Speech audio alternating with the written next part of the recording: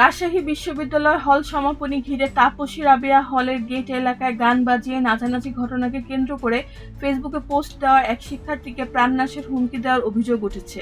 ভুক্তভোগী ইবাইদুর রহমান খান বিশ্ববিদ্যালয়ের মার্কেটিং বিভাগের 2021-22 শিক্ষাবর্ষের শিক্ষার্থী এবং শহীদ হাবিবুর রহমান হলের আবাসিক ছাত্র।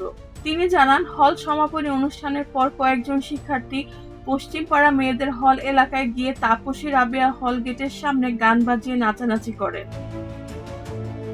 এই ঘটনায় তিনি ফেসবুকে পোস্ট করলে সমালোচনার মুখে পড়েন।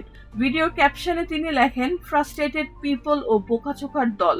পরে হলের কিছু সিনিয়র আপত্তি জানালে ক্যাপশনটি পরিবর্তনও করেন তিনি। ইবাইদুরের অভিযোগ, পোস্ট দেওয়ার পর থেকেই তাকে বিভিন্ন নম্বর থেকে ফোন করে হুমকি দেওয়া হয়। তাকে হলের ভেতরে ডেকে নিয়ে ভয়ভীতি দেখানো হয় এবং প্রাণনাশের হুমকিও দেওয়া হয়। তিনি বলেন, তাকে সরি বলতে চাপ দেওয়া হয় এবং রাতের বেলায় তার কক্ষে অশান্তি সৃষ্টি করা হয়।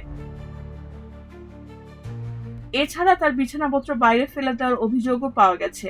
বিষয়টি তিনি বিশ্ববিদ্যালয়ের প্রক্টরকে জানালে তাকে ফোন বন্ধ করে বিশ্রাম নিতে বলা হয় এবং পরদিন ব্যবস্থা নেওয়ার আশ্বাসও দেওয়া হয়। রেহানা বেগম, প্রজন্ম 24।